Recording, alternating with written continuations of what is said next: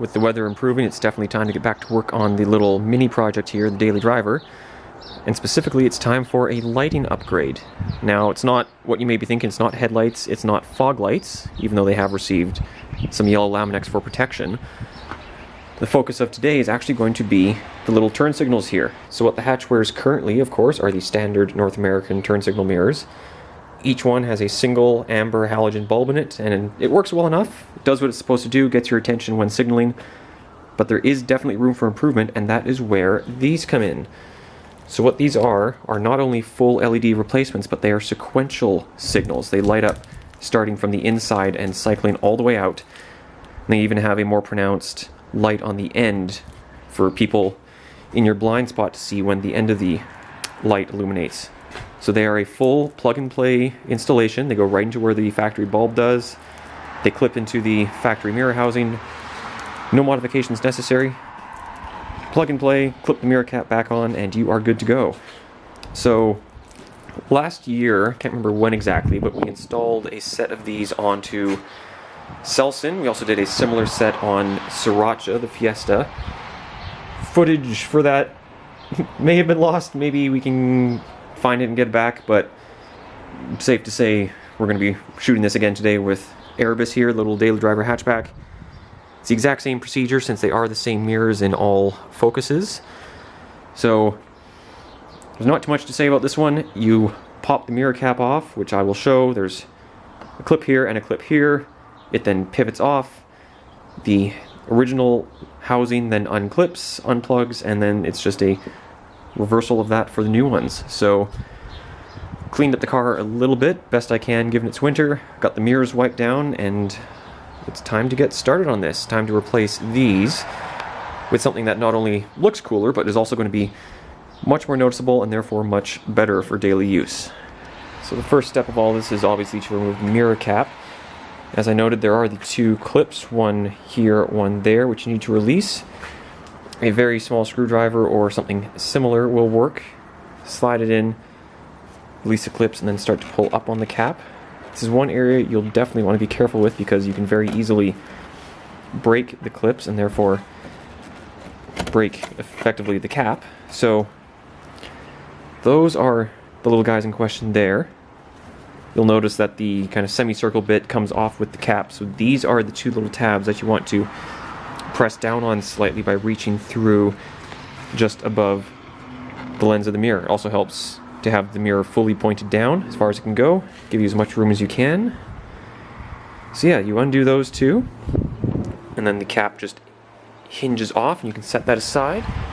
Now if I show you the factory lens from the other side of the car, you'll see here this little clip on the inside. Now, apologies that this is not exactly the same, it is mirrored since we're working on the other side of the car now, but that is what you need to release to actually pull out the original lens. So you need to push in on the end of the clip, and then the lens itself pivots out and comes off. So handily, Ford has included a couple of little holes in the mirror assembly here, and what you'll want to do is screwdriver, index finger, whatever works. It might take a bit of force, so a screwdriver might be easier. You'll reach in and basically undo that clip, and then the whole assembly will slide out. Alright, now I did put the camera down to have two hands for that procedure, but that's exactly what I did. I used one of the access holes in my screwdriver just to apply some pressure on the little clip. The lens itself is now free from the mirror housing, and then just a little bit of persuasion. This has never been out of the car before, so it might be a little stiff in there. There it is. So that is now free. The next step, if I can do this one-handed, is to remove it from the little housing for the bulb. So that is now over and done with. That's out of the way. Now we will take out the bulb, and from there it's just a matter of plugging this in and sealing it up and putting it back together. Although I'm also going to clean this up a little bit. So the blue wiring here, as I understand it, for the overseas models, this will enable, if it is wired in, effectively a show mode for these, so you can do some crazy strobe action with them. I'm not wiring that in. I've not done that on any of our cars. These are, for us anyway, purely turn signals, not for any crazy displays it shows. So I'm going to just seal that off, keep it out of the elements, keep it tucked away, and then I will connect this, pop the lens back in, and put the mirror back together.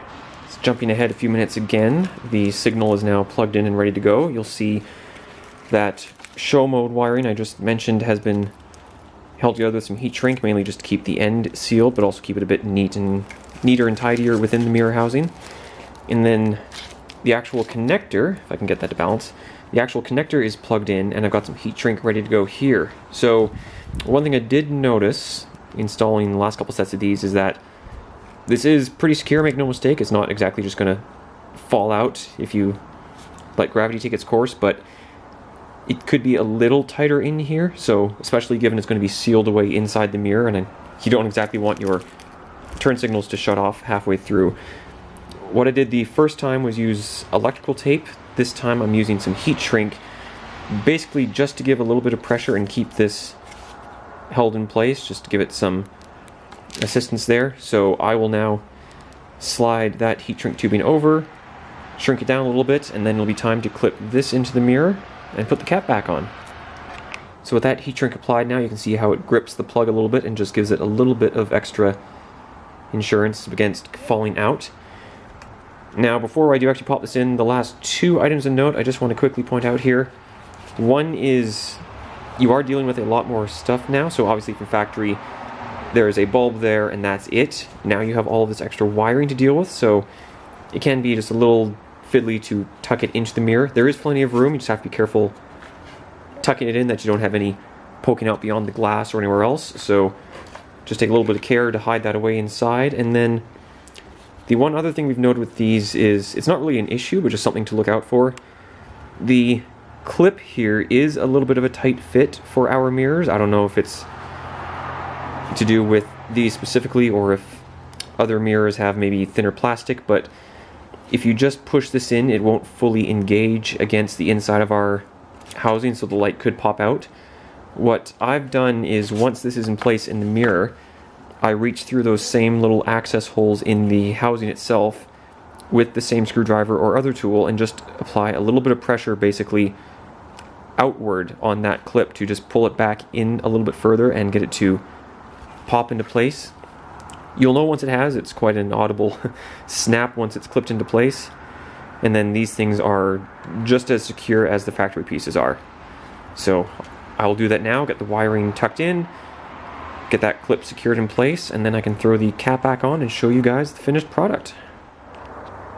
And just like that, we are done. The cap's back on the second mirror. This install is complete.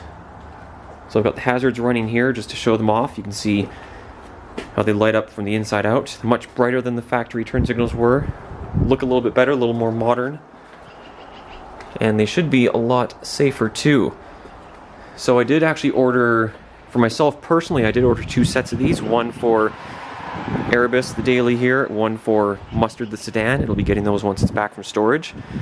We also got a set for Dijon, which is already in, and one for Pepper, Ruzz's RS, which will happen fairly soon. Now in Mustard's case, the sedan, I ordered these purely because of the looks of them, I'm not going to lie. They do look a lot better. They'll be a nice little addition for shows, just one more little modification to the car. For the hatch, the daily, I ordered them for the safety aspect. So these are significantly brighter than the factory halogen bulb was, so they should get attention a lot better with the sweeping motion of the sequentials. They should also help grab your eye, and then because they stick out further and have the much brighter LEDs in the end, it should be a nice little feature for anyone who's in my blind spot. They can much more easily tell that I'm signaling if they're not able to see the back of the car. So Erebus got them for safety, Mustard's going to get them for show. Either way, no matter why you order these, they are a wonderful little upgrade. And while some care is needed in the case of the cap and the lens itself, so as to not break any clips, especially easy in cold weather, I would say these are a wonderful little first upgrade or early upgrade if you're new to working on cars. They're not that complex to install. You don't need any specialized tools.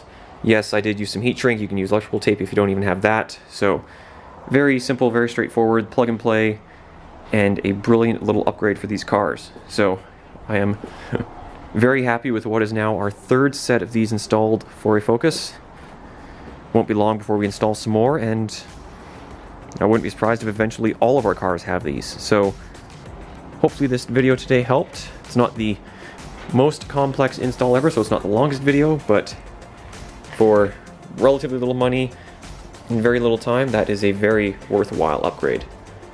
So thank you for watching. I hope this helped. Any questions, comments, etc., you can leave below and we will get back to them. And until next time, thank you for watching.